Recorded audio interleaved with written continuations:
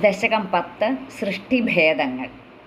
ഇപ്പോൾ 9ാം ദശകത്തിൽ ആ ബ്രഹ്മാവ് ആ നാഭികമലം കൊണ്ട് തന്നെ ത്രൈലോക്യത്തെ വിഭക്തമായി നിർമ്മിച്ചിട്ട് ആ പ്രജാസൃഷ്ടി കാര്യത്തിൽ ഏർപ്പെട്ടു എന്ന് പറഞ്ഞു നിർത്തി.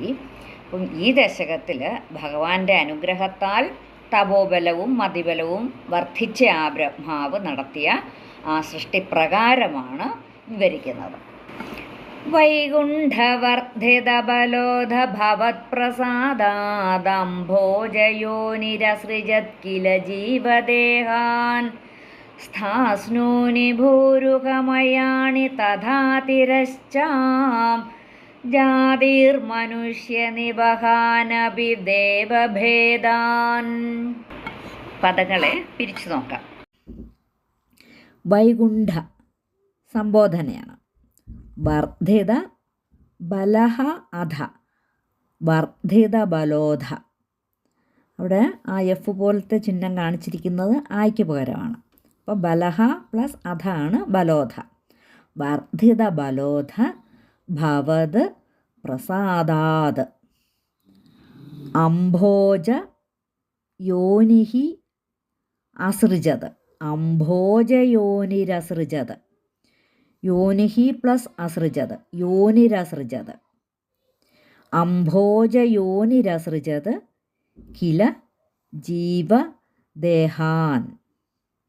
ഇപ്പോൾ ഇവിടെ ശ്രദ്ധിക്കാനുള്ളത്, ഇപ്പോൾ ഒന്നാമത്തെ വരിയിൽ ചില പുസ്തകത്തിൽ ഭവത് പ്രസാദ എന്ന് പറഞ്ഞേച്ചൊരു വര കാണും.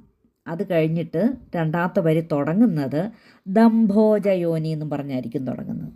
ശരിക്കും ദംഭോജയോനി അല്ല, അംഭോജയോനിയാണ്. അപ്പോൾ ആ വര ഇട്ടിരിക്കുന്ന എന്തിനു വേണ്ടിയിട്ടാണ്? നമുക്ക് അതിൻ്റെ ബാക്കിയാണ് അടുത്ത വരി എന്ന് കാണിക്കാൻ വേണ്ടിയിട്ടാണ്, അതിൻ്റെ കണ്ടിന്യൂവേഷനാണെന്ന് കാണിക്കാൻ. അപ്പം ഭവത് പ്രസാദാദംഭോജയോനിരസൃജത് കില എന്ന് വായിക്കണം. അല്ലെങ്കിലോ ചില പുസ്തകത്തിൽ പിരിച്ചു തന്നെ കൊടുത്തിട്ടുണ്ട്. ഭവത് പ്രസാദാത് എന്ന് പറഞ്ഞിട്ട് അംഭോജയോനിരസൃജത് കില ജീവദേഹാൻ. രണ്ട് തരത്തിൽ വായിച്ചാലും തെറ്റില്ല. പക്ഷെ ദംഭോജയോനി എന്ന് പറഞ്ഞ് തുടങ്ങരുത്.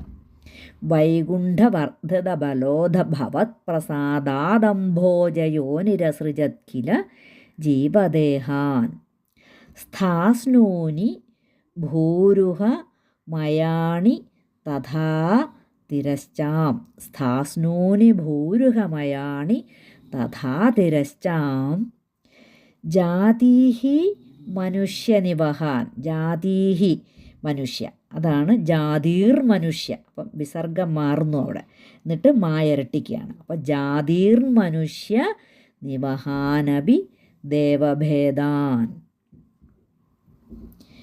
വൈകുണ്ഠവർദ്ധിത ബലോധ ഭവത് പ്രസാദാദംഭോജയോനിരസൃജത് കില ജീവദേഹാൻ സ്ഥാസ്നൂനി ഭൂരുഹമയാണി തഥാ തിരശ്ചാം ജാതിർമനുഷ്യനിവഹാനപി ദേവഭേദാൻ. ദശകം 10 ശ്ലോകം 1 അന്വയവും അർത്ഥവും നോക്കാം. ഹേ വൈകുണ്ഠ. ഹേ വൈകുണ്ഠ, വൈകുണ്ഠമൂർത്തിയെ സംബോധനയാണ്, ഭഗവാനെ സംബോധനയാണ്. ഭവത് പ്രസാദാത് അങ്ങയുടെ അനുഗ്രഹത്താൽ, വർദ്ധിത ബലഹ വീര്യം അധികമായവനായ, അംഭോജയോനിഹി ആ ബ്രഹ്മാവ്. അപ്പം ഹേ വൈകുണ്ഠമൂർത്തിയെ അങ്ങയുടെ അനുഗ്രഹത്താൽ വീര്യം അധികമായവനായ ബ്രഹ്മാവ് അധ ഭൂരുഹമയാണി. അധ പിന്നീട് ഭൂരുഹമയാണി മണ്ണിൽ മുളച്ചുണ്ടാകുന്ന സ്ഥാസ്നൂനി സ്ഥാവരങ്ങളും തഥാ അതുപോലെ തിരശ്ചാം ജാതീഹി പക്ഷിമൃഗാദി തിര്യജാതികളും മനുഷ്യനിവഹാൻ മനുഷ്യവർഗങ്ങളും ദേവഭേദാൻ ദേവഭേദങ്ങളും അപി ജീവദേഹാൻ അസൃജത് കില.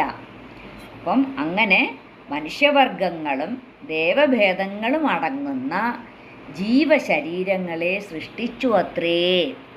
അപ്പോൾ ഈ ഈശ്വരൻ്റെ ചൈതന്യാംശമായ ജീവൻ നിത്യനാകയാൽ അതിന് ദേഹകൽപ്പന ചെയ്യുക എന്നതാണ് സൃഷ്ടി. ആ ദേഹമാകട്ടെ ആ സ്ഥാവര എന്ന് വെച്ചാൽ ഇളകാത്തത്, ജംഗമം എന്ന് പറഞ്ഞാൽ ഇളകുന്നത്. അങ്ങനെ ആ രണ്ട് ഭേദങ്ങളിൽ ആ രണ്ടായിട്ട് വേർതിരിയുന്നു, സ്ഥാവരങ്ങളെന്നും ജംഗമങ്ങളെന്നും. ആ ജംഗമങ്ങളിലാണ് പക്ഷി, മൃഗങ്ങൾ, ജലജീവികൾ, മനുഷ്യന്മാർ, ദേവന്മാർ എല്ലാം ഉൾപ്പെടുന്നു. അപ്പോൾ ഇതിന് നമ്മൾ മനസ്സിലാക്കുന്ന ആ ജീവനുള്ള എല്ലാ ത്തിനും ആ ശരീരമുണ്ട്. അപ്പോൾ ആ ശരീരത്തിനകത്തിരിക്കുന്ന പരമാത്മാവ് ഒന്ന് തന്നെയാണ് എന്നാണ് പറഞ്ഞിരിക്കുന്നത്. പക്ഷികളിലും മൃഗങ്ങളിലും മനുഷ്യരിലും എല്ലാവരിലും ഒരേ ആത്മാവ് തന്നെയാണ് ഇരിക്കുന്നത്. അതുകൊണ്ട് നമ്മൾ അന്യര് എന്ന് പറയേണ്ട കാര്യമില്ല. ഇപ്പം ഞാൻ വേറൊരാളെ കാണുന്നതും ആ ആത്മാവ് തന്നെയാണ് എന്നിലിരിക്കുന്ന ആത്മാവും. അപ്പോൾ വേറൊരു വ്യക്തിയിലിരിക്കുന്ന ആത്മാവും എന്നിലിരിക്കുന്ന ആത്മാവും ഒരു വ്യത്യാസവുമില്ല. അത് ആ ഭഗവാന്റെ ആ ചൈതന്യം തന്നെയാണ്. അപ്പോൾ അല്ലയോ വൈകുണ്ഠപതിയായ വിഷ്ണു, അങ്ങയുടെ പ്രസാദം കാരണം ശക്തി വർദ്ധിച്ചവനായ പത്മയോനി എന്ന് വെച്ചാൽ ആ ബ്രഹ്മാവ് സ്ഥാവരങ്ങളായ വൃക്ഷലതാദികളെയും ജംഗമങ്ങളായ മനുഷ്യർ, ദേവഭേദങ്ങൾ, തിര്യക്കുകൾ ഇങ്ങനെയുള്ള എല്ലാ ജീവന്മാരുടെ ദേഹങ്ങളെയും സൃഷ്ടിച്ചുപോൽ ആ ഭഗവാനിൽ ലയിച്ചു തീർന്നിരിക്കുന്ന എന്താ പറയുക ആ ജീവകോടികളുടെ ആ പുനരുദ്ഭവത്തിനാണ് ഇവിടെ സൃഷ്ടി എന്ന് പറഞ്ഞിരിക്കുന്നത്.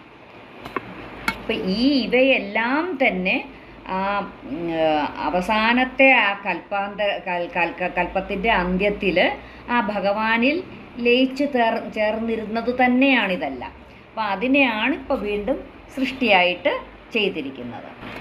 വൈകുണ്ഠവർദ്ധിതബലോധ ഭവത്പ്രസാദാദംഭോജയോനിരസൃജത് കില ജീവദേഹാൻ സ്ഥാസ്നൂനി ഭൂരുകമയാണി തഥാതിരശ്ചാം ജാതിർമനുഷ്യനിവഹാനപി ദേവഭേദാൻ.